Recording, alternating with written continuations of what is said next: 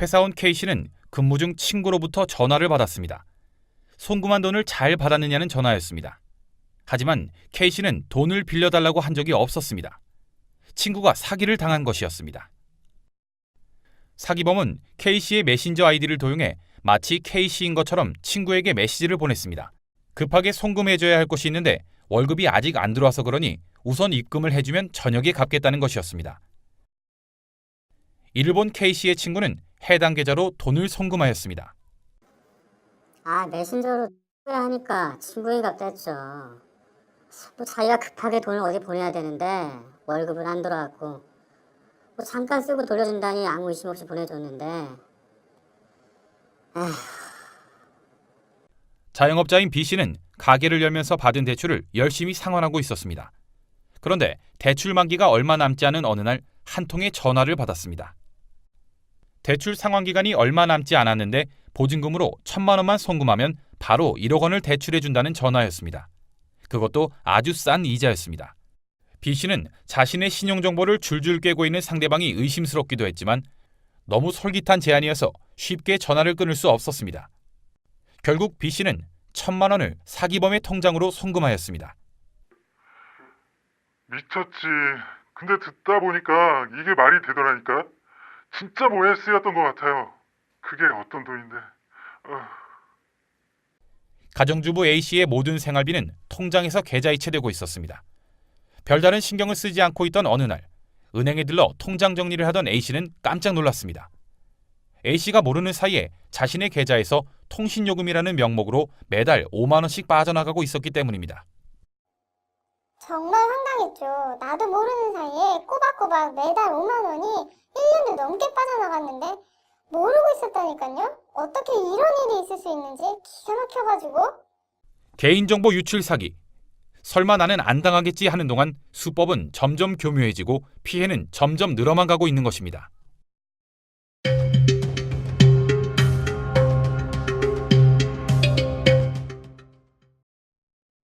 자신이 개인정보 유출의 피해자가 될 것이라고 생각하는 사람은 거의 없습니다. 하지만 실제로 피해자들은 계속 생기고 있습니다. 첫 번째 피해자인 메신저 피싱 사례를 볼까요? 왜 이런 일이 일어났을까요? 바로 메신저의 아이디와 비밀번호가 누출되었기 때문입니다.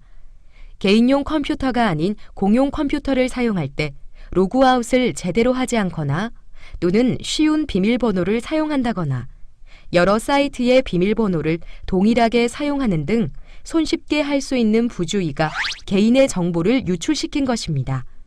결국 범죄자들은 이를 통해 피해자 메신저에 로그인하여 범죄를 저지른 것입니다. 두 번째 피해자는 대출 사기 피해 사례였습니다. 이 피해의 원인은 금융회사에서 암호화되지 않은 개인정보가 유출되었기 때문입니다. 피해자는 처음에 일반 은행이 아니라 의심을 하지만 너무나도 솔깃한 제안에 긴가민가 하면서도 결국은 덫에 걸리고 마는 것입니다. 마지막 사례는 부정인출 사례입니다. 사실 얼마 전 A씨는 아파트 게시판에 붙어있던 불법 광고 전단지를 보고 연락한 적이 있었습니다. 인터넷과 전화, TV의 통신사를 함께 바꾸면 요금이 싸다는 말에 A씨는 전화 상담 후 통신사 변경 신청에 필요한 신분증 사본과 은행 계좌번호, 집 주소를 업체에게 보내주었습니다. 그런데 그 업체가 사실은 사기 업체였던 것입니다. 그렇게 A씨의 개인정보는 유출되어 A씨 명의로 일명 대포폰이 만들어지고 말았습니다. 그로 인해 매달 통신요금 명목으로 계좌에서 돈이 빠져나갔던 것입니다.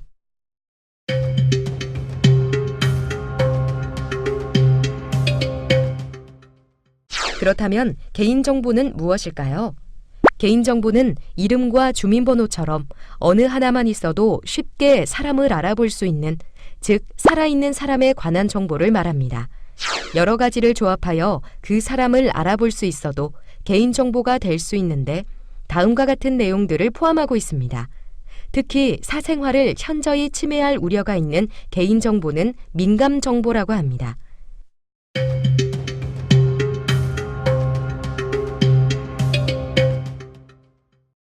이러한 개인정보를 제대로 보호하지 못하면 금전적인 손해를 비롯하여 정신적인 피해까지 입는 사례가 발생할 수 있습니다.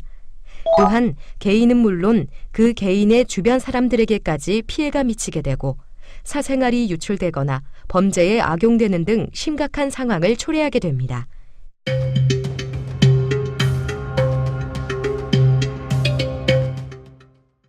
개인정보 보호를 위해서 3가지를 꼭 지키셔야 합니다. 첫째, 개인정보는 믿을 만한 곳에 꼭 필요한 것만 최소한으로 제공해야 합니다. 좀 더 자세히 살펴보도록 하겠습니다. 인터넷 사이트는 꼭 필요한 곳만 회원가입을 하세요. 혹시 회원가입을 안 해도 필요한 정보를 찾을 수 있는지 먼저 살펴보세요.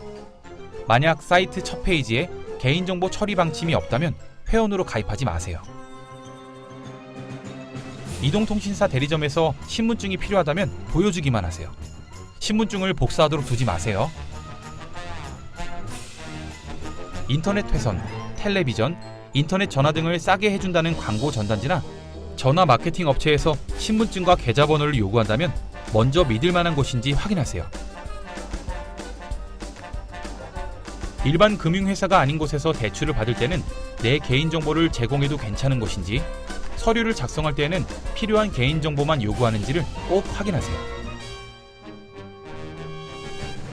마트 등에서 흔히 개최하는 경품 이벤트, 이런 데 참여할 때에도 개인정보를 수집하고자 하는 목적을 확인하고 신중하게 작성하시기 바랍니다.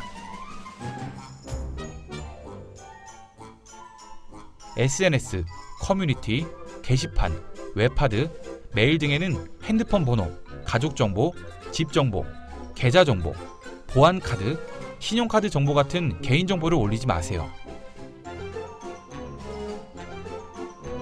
랜덤 채팅은 상대방을 전혀 알지 못하니 하지 않는 게 좋습니다.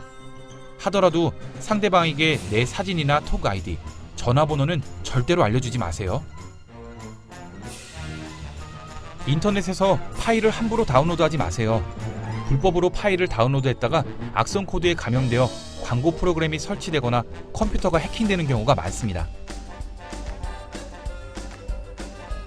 메신저로 비밀번호를 알려달라고 하거나 돈을 빌려달라고 하면 꼭 전화나 문자로 확인해 보시기 바랍니다.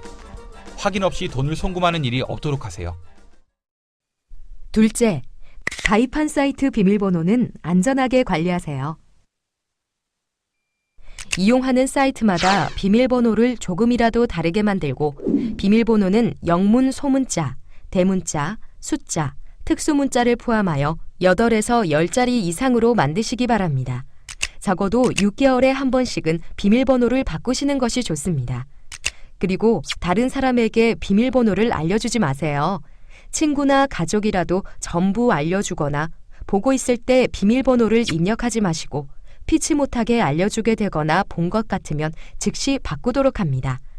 PC방, 서비스 센터, 백화점 같은 공용 장소에서 특히 더 조심해야 합니다.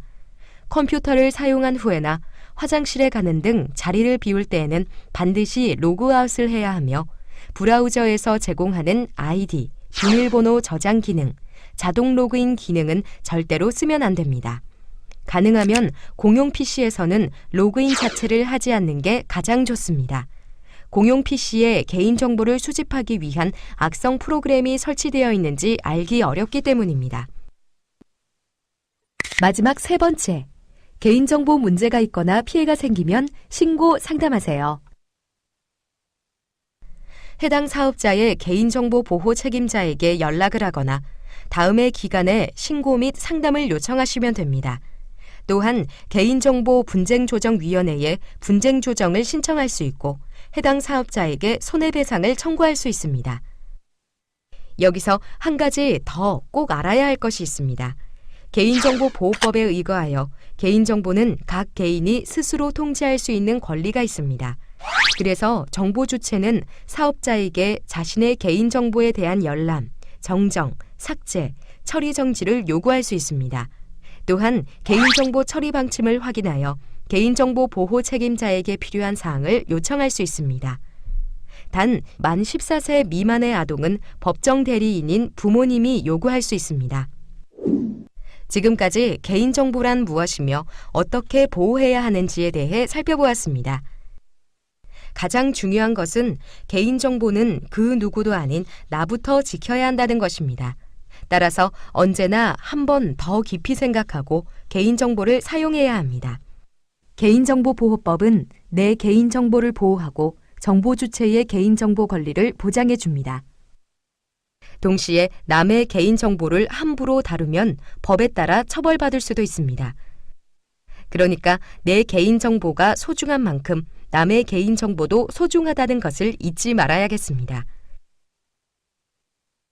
개인정보 보호, 나부터 실천해야 합니다.